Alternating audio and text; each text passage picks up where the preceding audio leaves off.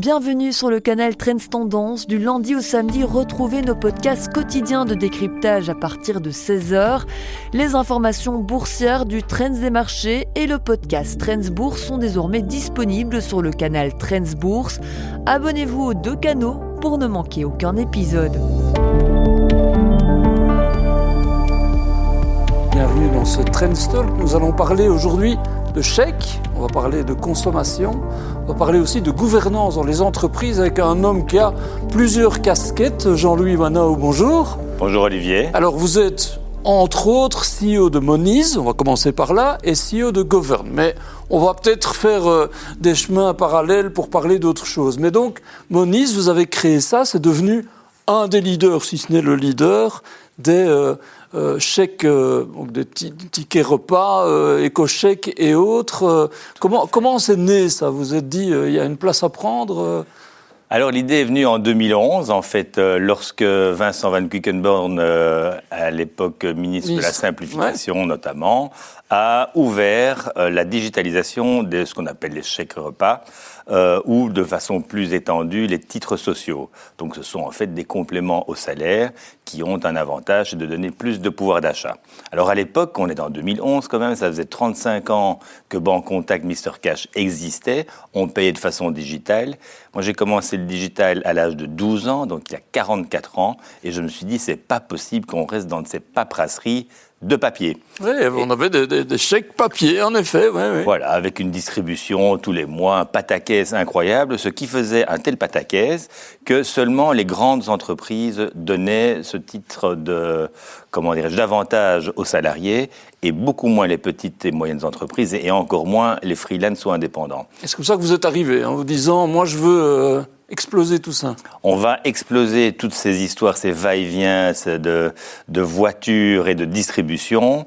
Et aussi, il faut bien le reconnaître, en fait, quand vous avez des trucs en papier, mais vous faites moins attention. À l'époque, je m'étais amusé à entendre des use cases où les chiens les bouffaient, les machines à laver, les avalaient. Enfin bref, j'ai entendu plein d'anecdotes. Et donc, on est venu avec les vertus du digital.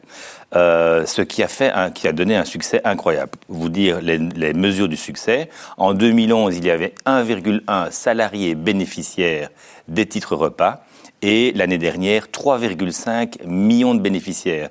Donc vous voyez bien que en fait, ce sont les grandes entreprises avec une grande pénétration, mais en fait, ce sont toutes les petites et moyennes entreprises qui enfin... Et vous représentez quoi là-dedans ? Alors nous, on représente à peu près un petit million de bénéficiaires et nous avons le plus d'entreprises, employeurs, clients de Moniz, puisqu'en fait, on s'est focalisé vraiment... Sur les petites et les moyennes, enfin... Sur les petites et moyennes, donc au démarrage... ça, c'est Roularta, donc c'est quand même une grande entreprise. C'est une grande entreprise. Donc il faut bien savoir qu'au démarrage, si je fais un petit peu de rétrospective, on a pris des clients comme KBC, comme Colruyt, comme Telenet, donc qui étaient évidemment des grandes entreprises. Vous avez noté au passage principalement flamandes. Donc on va peut-être en revenir, mais dans le collectif intellectuel, on voit bien que les entreprises flamandes sont généralement à la pointe sur ces questions-là, plus promptes à aller vers la digitalisation et la modernisation. Et puis après, en fait, on s'est dit, mais pourquoi est-ce que les PME et les TPE, les très petites entreprises, ne le prennent pas ? Parce qu'en fait, elles avaient encore dans l'idée que c'était une tracasserie administrative importante, ce qui était vrai. Donc nous avons fait deux choses. Nous avons permis aux entreprises d'avoir une simplification administrative, et ça sont les vertus du digital. Donc maintenant, on continue avec l'intelligence artificielle, on reviendra. Mais nous avons également soutenu les canaux indirects, parce qu'en fait, les prescripteurs sont les bureaux sociaux, les secrétariats sociaux, les cabinets de comptables, les fiduciaires. Et nous avons vraiment expliqué aux différents canaux indirects les vertus de ces avantages aux salariés. Et c'est très important pour les PME, et je vais vous le dire pourquoi. Parce que simplement, vous avez énormément de salariés qui travaillent dans les grandes entreprises. Certains, dans leur parcours, voudraient aller dans des environnements plus familiaux, plus sympathiques. entre guillemets.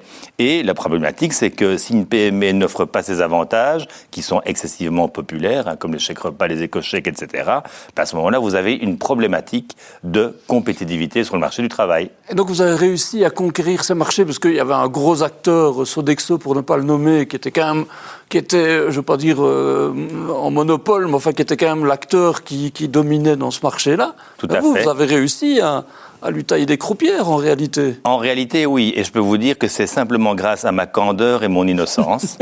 Je peux vous le dire, mes parents m'avaient bien prévenu, ne fais pas un truc pareil, ne quitte pas IBM pour aller faire un truc pareil. Oui, c'est vrai. Comme je suis un peu têtu, je l'ai quand même fait, il suffisait de me le dire.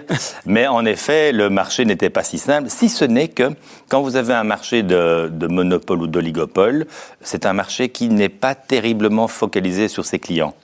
Et en discutant simplement avec ses clients, en écoutant toutes les peines qu'ils ont, c'est du classique bien entendu, eh bien vous pouvez être beaucoup plus pertinent. Et nous sommes venus avec un système de pricing qui était plutôt un système digital. La morale de l'histoire, c'est qu'en gros le marché a été diminué par 3, donc les prix du marché diminués par 3, par plus d'efficacité. Pour les marchands, on a diminué les prix à peu près par 10. Donc, de nouveau, plus d'efficacité grâce au digital. Et alors, last but not the least, la cerise sur le gâteau, c'est que vous avez un contact avec les bénéficiaires salariés et au travers des interfaces digitales, et on a pu enrichir et innover. Donc, par exemple, nous étions les premiers intégrés dans les applications de KBC de Belfius, qui sont encore toujours le 3e et 4e mondial des applications les mieux faites dans le banking. Donc on peut dire cocorico, si on ose dire, ou on va rugir de plaisir dans notre royaume par rapport à ces acteurs-là.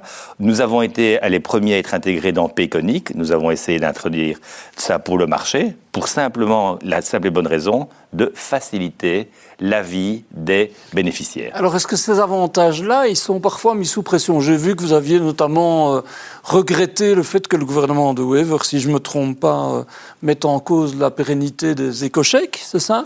Est-ce que ça veut dire que ces avantages-là, ils existent parce que les salaires et la pression fiscale est trop importante en réalité. Donc, En réalité, ils existent pour 3 choses. Il y a une pression de salaire très très importante. Donc c'est vrai qu'on en parle. Ouais. La pression fiscale est là. Donc ce sont des avantages aux salariés qui boostent concrètement le pouvoir d'achat. On pourra revenir sur ce que Clarinval, David, a fait avec augmentation de la valeur faciale maximum des chèques repas.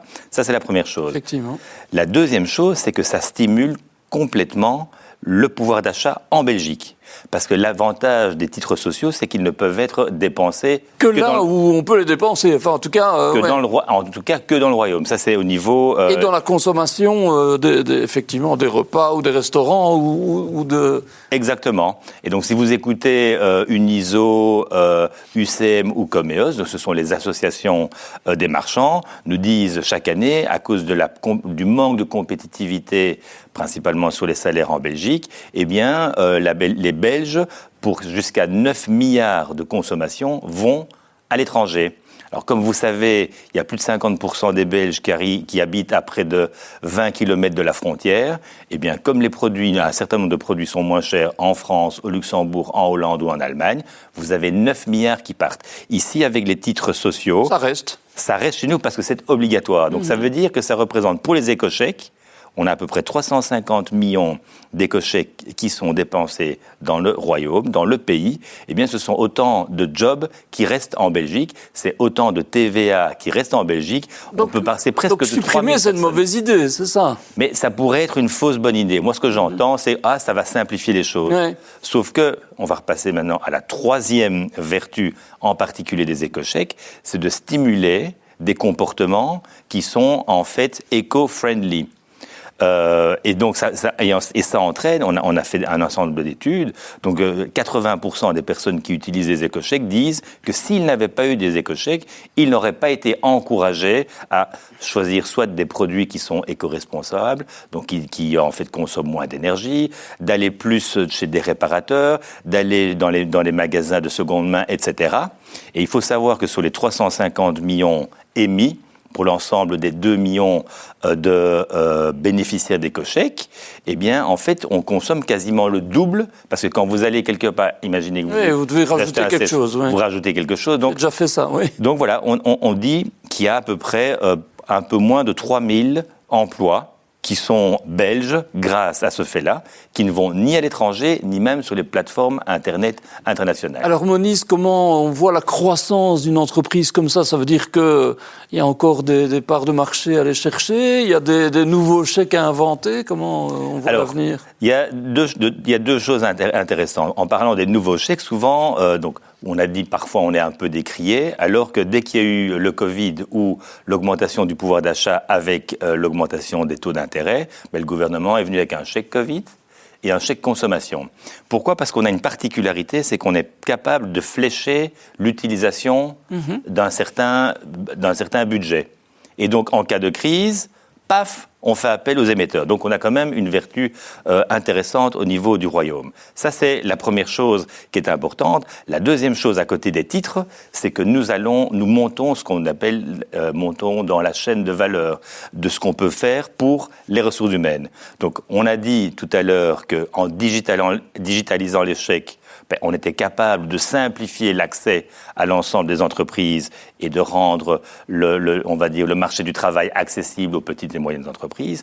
De la même manière, on a lancé une offre qui s'appelle Reward Flex, c'est d'aller sur les plans cafétéria et également les budgets mobilité. Alors généralement, c'était les grandes entreprises de nouveau, avec le département ressources humaines, leurs fiduciaires et le secrétariat social qui étaient capables de mettre ça en jeu. Nous, grâce à l'intelligence artificielle et le digital, on donne un accès super simplifié aux PME aux mêmes avantages.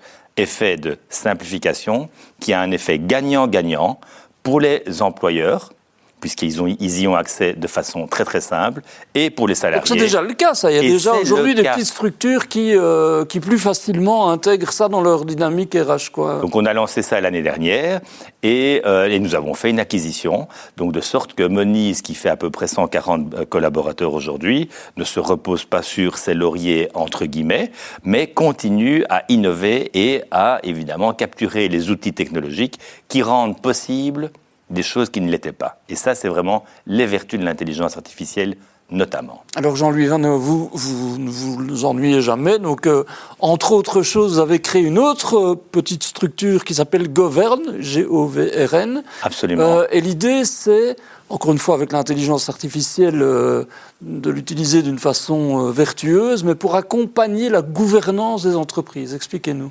Alors ça, c'est un projet qui me tient vachement à cœur. Pourquoi? Ça fait depuis une quinzaine d'années que je suis dans plus d'une vingtaine de conseils d'administration. Donc vous êtes vous-même concerné, quoi. Voilà. Ouais. Et en fait, c'est un petit peu par égoïsme, entre guillemets. Les entrepreneurs aiment bien innover dans des use cases ou des usages où ils se disent « Mais pot verdomme, qu'est-ce que c'est que ce pataquès qui m'arrive ici ?» Qu'est-ce que je peux améliorer pour moi d'abord, en fait? Exactement. Ouais. Et donc, je suis dans des conseils d'administration, que ce soit à la FEB, d'associations, ou même des petites start-up, ou en fait des associations comme FinTech Belgium, où j'ai été le président du conseil pendant au moins 6 ans. L'intérêt, c'est de se dire, mais au fond, comment fonctionnent les conseils d'administration aujourd'hui?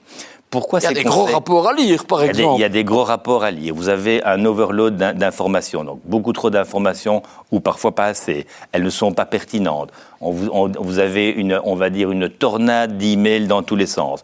On vient vous spiller au niveau des agendas. Vous n'avez pas moyen, en fait, de pouvoir interagir. Donc, en fait, je me suis rendu compte qu'après 15 ans dans des conseils, les conseils d'administration, qui sont pourtant l'ultime pilotage d'une entreprise et donc qui prédestine à sa survie et sa continuité, sont complètement tournés vers le passé. Alors même que dans les entreprises qui sont dirigées, tout le monde vous imaginez bien qu'une grande entreprise va dire il faut un CRM pour piloter la vente et le marketing. Il faut un ERP pour piloter la façon dont vous gérez les ressources et la comptabilité et le contrôle de vos entreprises. Et tiens, ça c'est marrant, les dieux qui se trouvent assis dans un conseil d'administration seraient uniquement avec du papier, un crayon et un carnet à Thomas. Donc on s'est dit, là c'est pas possible. Il faut absolument sauver ces conseils d'administration et certainement avec un impact incroyable extérieur, comment dirais-je, à ce qui se passe dans le monde, c'est que en géopolitique, le monde est très instable et chaotique, et en matière de technologie, vous avez des technologies disruptives. Il y a 20 ans, c'était Internet.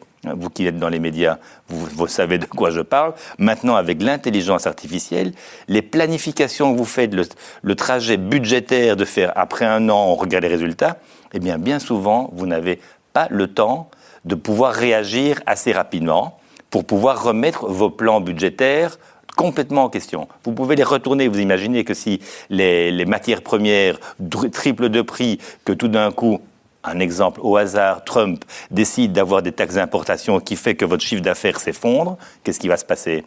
Votre CEO a besoin d'avoir un accès rapide à son conseil d'administration qui doit décider rapidement. Et en connaissance de cause, en intégrant toutes ces données qui fluctuent très très vite, c'est ça en fait. Exactement. Et donc le conseil devient, il n'est pas opérationnel, mais il doit intervenir pour supporter l'équipe de management et faire de sorte que, en fait, c'est une question de survie. Pour ça, le paradigme a changé. Il faut des outils modernes. Et donc Govern, c'est quoi ça apporte cet outil-là ? Govern apporte la possibilité de digitaliser l'ensemble des échanges entre l'équipe de management. Les rapports, etc. Toutes les informations dont on a besoin, c'est ça ? Vous avez en fait la mémoire et le cerveau de votre conseil d'administration qui se trouve à un certain endroit. Toutes les informations pertinentes pour votre conseil et l'aide à la prise de décision, parce que ultimement c'est ça, se trouvent dans ce cerveau digital. Qui a dit cerveau dit intelligence artificielle. Quand vous avez des clients qui ont, par exemple, au niveau bancaire, qui reçoivent 1000 pages de ce qu'on appelle le board deck, c'est-à-dire l'ensemble des documents, la présentation principale et toutes les annexes. 1000 pages par conseil, 10 conseils par an, 10 000 pages par an, 30 000 pages après 3 ans. Qui fait vraiment son travail, on peut se le demander, quoi. Mais qui est capable, humainement, dans un temps limité et imparti, de pouvoir dire, tiens, mais j'ai bien cross-checké l'ensemble des informations, sans l'intelligence artificielle. Mais l'intelligence artificielle, qui ne commence pas à divaguer et à créer des choses qui ne sont pas, donc il faut avoir une intelligence artificielle bridée pour ne pas divaguer. Et également, c'est le cas, ça. Vous avez réussi à le faire, oui. Exactement ça que nous avons réussi à faire, et notamment grâce à Innoviris, qui nous a donné un support. Donc c'est l'agence recherche et développement de la région Bruxelles-Capitale, qui nous a permis, avec le professeur Patrick Watrin de l'UCL, de mettre sur place un système qui permette justement d'éviter les hallucinations et qui soit spécialisé sur les sujets, les topics du conseil d'administration. Donc, c'est prendre des meilleures décisions plus vite vous permet, en définitive, et ça c'est un petit peu le mantra que nous avons chez Govern, de créer un meilleur monde. Ça veut dire quoi ? Ça veut dire qu'aujourd'hui, il y a déjà un certain nombre d'entreprises de conseils d'administration qui utilisent ces services ? Tout à fait. On est on est sur 3 pays aujourd'hui. On a des conseils qui sont à la fois dans le monde associatif, soit dans le private equity, soit encore des boîtes cotées qui sont déjà. Ouais. Oui, tout à fait, qui sont connues et qui de plus en plus vont vers les fonctionnalités plus étendues. Et dans les fonctionnalités plus étendues, vous allez de la base, c'est-à-dire de faire des comptes rendus de conseil d'administration, donc en utilisant l'intelligence artificielle. Vous imaginez bien que la confidentialité, la sécurisation est extrêmement importante au vu de l'exposition juridique des administrateurs, leur exposition juridique personnelle, jusqu'à résumer des différents documents, essayer de trouver des tendances et ultimement donner des informations de ce qu'on appelle du GRC, gouvernance, Risk and Compliance. Imaginez que vous êtes une banque, et bien nous, ce que nous allons faire, nous allons prendre avec le client un certain nombre de corps législatifs. Si vous êtes dans le paiement, nous avons la Payment Service Directive européenne. On la met, en regard avec l'ensemble de la mémoire qui a été là, et on identifie automatiquement les manquements potentiels, les gaps, comme on dit en anglais, de sorte que... Parce que j'allais dire, effectivement, il y a aujourd'hui, on le dit parfois, trop de réglementations. En tout cas, il y a beaucoup de réglementations dont il faut tenir compte, qu'il faut intégrer aussi dans son processus de décision et de gestion. Là, en fait, on peut le faire par ce canal-là. Absolument. Toutes les entreprises, par exemple, aujourd'hui, vont être dans ce qu'on appelle le Pay Transparency.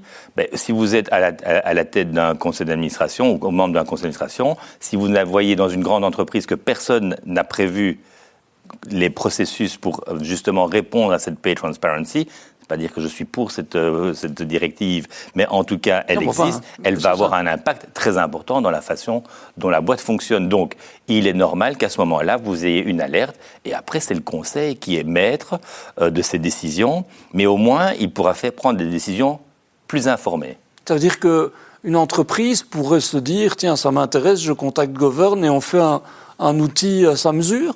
Exactement. Donc, en fait, on regarde par rapport à une entreprise, on regarde, en fait, quelles sont ses activités. Donc, principalement, les régulations sont géographiques, mais également sectorielles. Et on décide ensemble de quelles sont les régulations. Principalement, ce qui est important, c'est pas de regarder les vieilles régulations, c'est de regarder les nouvelles régulations ou celles qui sont en train d'être... Tout ce qu'on doit intégrer, justement, et qui doivent faire évoluer la gouvernance d'une entreprise, parce que c'est un enjeu majeur. En fait, vous l'avez dit, c'est une question de survie. Ça veut dire que c'est un enjeu majeur pour la gouvernance et pour l'économie belge ? Ah, c'est évident. Vous imaginez une entreprise mal gouvernée prend des mauvaises décisions. On l'a vu dans un certain nombre de cas. Exactement, et peut péricliter, ce qui a un impact direct sur...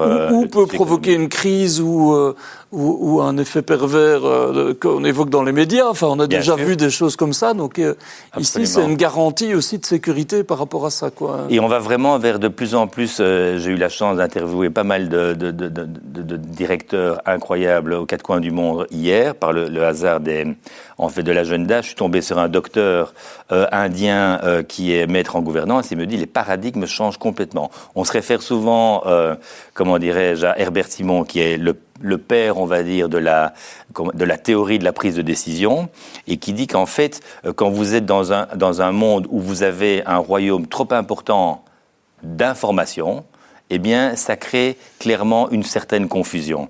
Et en fait, c'est ce qui arrive aujourd'hui. Vous êtes soumis à énormément d'informations. Vous avez des stakeholders, vous devez faire attention à un ensemble d'acteurs socio-économiques. Mais comment voulez-vous digérer tout ça ? Eh bien, pour avoir une prise de décision sereine, il faut permettre de pouvoir sélectionner, d'être conscient de ses billets, etc. Et donc, le paradigme vers lequel on va, c'est si vous ne pouvez pas utiliser aujourd'hui l'intelligence artificielle par rapport relativement à vos concurrents et à ce qui se passe sur le marché, vous êtes de toute façon dépassé. Et donc, ça veut dire que vous prendrez par définition des mauvaises décisions. Et avec cette intelligence artificielle, donc c'est la prise de meilleures décisions, mais il y a une chose très importante, c'est la transparence et la confiance que vous pouvez avoir. Parce que si vous avez l'idée qu'à un moment donné, vous auriez des informations pipées, tronquées, biaisées, vous imaginez, donc ça veut dire par manque de transparence, vous seriez amené, avec un effet boule de neige d'accélération de cette intelligence artificielle, à prendre des décisions encore plus mauvaises. Donc on est vraiment à la croisée des chemins d'un changement de paradigme de gouvernance absolument incroyable. Ça montre, j'imagine que la réponse est dans la question, mais que vous êtes convaincu des effets vertueux que peut avoir l'intelligence artificielle. Ça suscite beaucoup de questions, de craintes aujourd'hui. Ça témoigne du fait que ça peut être un assistant prodigieux, en fait. C'est en fait exactement. Et moi, j'ai beaucoup regardé et écouté ce que Luc Ferry a raconté, en particulier sur l'intelligence artificielle. Est-ce que l'être humain sera augmenté ou est-ce qu'il sera remplacé ? Ma conviction, c'est qu'on sera complètement augmenté. Pas remplacé. Il y aura des cas où on sera remplacé. En fait, il y aura on va plutôt dire et c'est pas pour faire, comment dirais-je, du politiquement correct, mais il y aura beaucoup de métiers qui vont évoluer. Il y aura des fonctions qui seront transformées. On parle beaucoup des médias, les méga accords entre les majors médiatiques et OpenAI démontrent qu'il y a quelque chose d'extraordinaire en route. Le fait que notre ami entre guillemets Elon Musk est en train de faire un merger entre X.AI et SpaceX démontre, s'il en était nécessaire, qu'il y a des transformations incroyables qui se font. Il est en train de parler de mettre des fermes de serveurs dans l'espace. Donc on est vraiment à une croisée de chemin incroyable. Moi, évidemment, vous vous rendez bien compte que je suis hyper enthousiaste. Et est-ce que l'Europe a sa place là-dedans ? Parce qu'on parle souvent de la dynamique américaine et des majors, évidemment, des GAFAM et autres. Est-ce qu'on a encore une place à créer, à trouver? Alors, c'est très simple. Moi, j'ai commencé ma carrière dans les années 90 et j'ai très vite été Valet Télécom. Donc, fin des années 90. En fait, l'Europe a inventé le système GSM. Les Américains étaient complètement à côté de la plaque, si j'ose dire. Et au fait, 20 ans plus tard, on n'est nulle part. Je me souviens, dans les années 90, la Belgique était, on parlait de Digit Belgium 1.0, Digital Belgium. On avait mis des tas d'infrastructures sur les rails, etc., avec des fibres optiques. Tout ça, c'était magnifique. Et puis, je ne sais pas ce qui s'est passé. La belle endormie s'est endormie. Et on a raté complètement la vague Internet. Je dis que ça veut dire quoi? Ça veut dire c'est les mêmes Européens. On n'est pas devenus plus cons, désolé de le dire ici à la télévision. On peut le dire, oui. On n'est pas devenus plus cons. On a une éducation telle qu'elle est, on est bien nourri, etc. Qu'est-ce qui s'est passé? Pourquoi est-ce qu'on s'endort? Et en fait, moi, je pense qu'il y a rien qui est définitif. Et généralement, on s'attarde beaucoup à des choses quantitatives, mais il y a la partie qualitative. La qualificative, quelle est-elle? C'est la partie émotionnelle. Quelle est notre ambition? J'ai l'impression aujourd'hui que l'Europe est paralysée par sa dégringolade, ce qui est une vérité, dans le monde. Complètement paralysée. Les dividendes de la paix, contrairement à une bonne entreprise qui devait être gérée, la bonne entreprise Europe a été mal gérée. On a fait de l'OPEX, donc on a fait des dépenses pour des raisons bonnes ou mauvaises, mais en tout cas pour une entreprise c'est mauvais. On n'a pas fait des investissements. Il suffit de suivre à la lettre le rapport Draghi, si pas à la lettre, etc. Donc qu'est-ce que ça veut dire? Ça veut dire qu'il y a des ressorts possibles, mais arrêtons d'être paralysés par cette impression de dégringolade, parce qu'elle peut effectivement paralyser. Arrêtons de donner des conseils au monde entier. On est 450 millions. De quel droit on s'arroge, comment dirais-je, la possibilité. Et en même temps, un acteur qui peut compter. Voilà. Donc, Et arrêtons de se brider. On a fait, l'omnibus en était un exemple avec... On régule trop. On régule comme des malades. Alors, il y a des bonnes raisons. Mais à un moment donné, vous êtes 450 millions... et il y a 9 milliards d'habitants. Vous ne produisez plus rien, vous dépensez des autres, et vous dépendez des autres. Donc, qu'est-ce qu'on doit se dire? Est-ce qu'on va continuer à donner des conseils des gens qui nous dépassent? On peut revenir j'ai été faire un voyage en Asie avec Agoria, qui est la fédération de l'IT. On a été voir Shenzhen. C'était prodigieux. Prodigieux. En robotique, en intelligence artificielle. On parlait des télécoms, en fait. Une partie de la mort des télécoms européennes, les grands noms, les Siemens, Ericsson, Nokia, Alcatel, etc., tout d'un coup, ont complètement perdu l'avance qu'ils avaient avec le 2G, 3G. C'était Huawei, une société qui a été d'ailleurs interdite aux États-Unis. Donc si elle était interdite aux États-Unis, c'est parce qu'en fait, ils étaient largement en avance et ils n'avaient pas envie d'en dépendre. Je vais voir Huawei à Shenzhen. Eh bien, en quelques années, ils ont fait des voitures.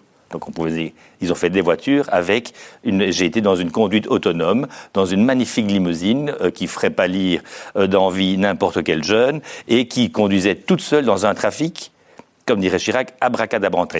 Et donc je me disais, mais comment cette voiture va prendre ces décisions? Et donc en fait, quels sont les acteurs aujourd'hui européens qui sont capables de mettre une voiture autonome sur le marché, alors qu'on est là depuis, j'allais dire 200 ans, en tout cas presque autant d'années en Europe avec nos Allemands, nos Français et nos Italiens. C'est quand même incroyable et ahurissant qu'une société ait pu le faire ça. On a été à Taïwan, évidemment, pour regarder tout ce qui se passe au niveau semi-conducteur, et on se rend compte que, en fait, quand vous créez des endroits, et ça c'est vraiment une politique, un choix, c'est pas du saupoudrage. Taïwan, ils ont décidé d'être les meilleurs en semi-conducteurs. C'est stratégique, quoi. C'est des choix stratégiques. Choix stratégiques et bien vus. On se dit, alors moi je regarde par rapport à cette question-là, imaginez-vous la Corée, mais en fait la Corée du Sud, dans les années 50-60, c'était le deuxième pays le plus pauvre. Et vous avez, avec un choix bien clair et du travail, bien sûr, il faut du travail, n'oublions pas cette valeur qui est trop souvent décrite en Europe, eh bien, ils sont devenus les numéros 1 avec Samsung, etc. Parce que c'est vrai qu'il y a eu justement les vœux d'Agoria il y a pas longtemps. On voit que le thème de la souveraineté technologique est devenu un thème majeur. Alors, vous allez dire, il est urgent de s'en préoccuper, finalement. Il est urgent de s'en préoccuper. On parlait des semi-conducteurs. Vous avez donc à Taipei un écosystème d'entreprises, mais qui sont excessivement compétentes sur l'ensemble de la chaîne. Il n'est pas uniquement en question avec, tout le monde connaît la Taiwan Semiconductor Company, TSMC. Et vous avez des Foxconn qui font, d'ailleurs tout le monde les connaît puisqu'ils font les iPhones, mais tous ces différents acteurs de la chaîne pour aller en fait de faire sur quelques nanomètres des puces incroyables, jusqu'à vous avez un équipement, un Kindle, un Apple ou Dieu sait quoi, tous les acteurs sont là. La chose qui est quand même assez sidérante, c'est que dans le monde des microprocesseurs, vous avez deux sociétés sur lesquelles il faut compter. La première, qui n'est pas vraiment une société, c'est IMEC, à Leuven, qui a la majorité des brevets pour en fait miniaturiser, qui est un centre de recherche incroyable, et qui utilise en fait tous les brevets sont utilisés par cette société, et une société hollandaise qui fait en fait les machines qui permettent de faire ce qu'on appelle les fonderies et de faire de sorte que sur quelques grains de sable, vous êtes capable de mettre des milliers de puces électroniques. C'est juste ahurissant. Je me trompe, mais j'ai l'impression qu'il y a plein d'idées encore qui sont en train de bouillonner dans votre tête. Là. Il y a plein d'idées. Il y a une des choses que j'ai vues qui était incroyable, c'est au niveau de la robotique à Shenzhen. En fait, vous avez la robotique humanoïde. D'ailleurs, Elon Musk abandonne une partie de la production de voitures pour faire des robots. Hein. Voilà. Donc là, on va faire des robots européens. En fait, ce qui est assez amusant avec la robotique, c'est que vous avez des robots, donc ils nous font des robots incroyables là-bas en Chine, humanoïdes.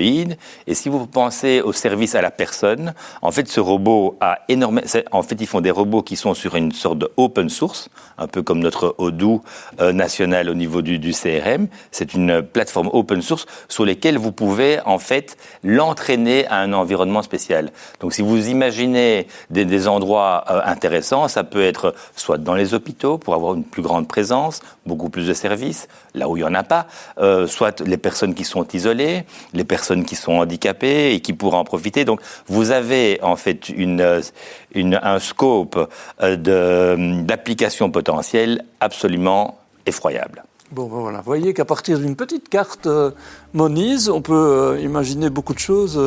Là, vous m'avez dit, moi je digitalise tout. Mais c'est un petit peu la constante. C'est un peu la constante, en effet. Merci beaucoup, Jean-Louis Ivanov. Voilà de quoi vous inspirer. Vous voyez qu'en Europe aussi, on peut avoir des idées, les concrétiser parfois. On suivra ça avec attention. Merci beaucoup. C'est tout pour aujourd'hui. Vous vous intéressez aussi à l'actualité boursière et au conseil des investisseurs. Alors retrouvez-nous également sur le canal Trends Bourse. À très bientôt, ici sur Trends Tendance et sur Trends Bourse.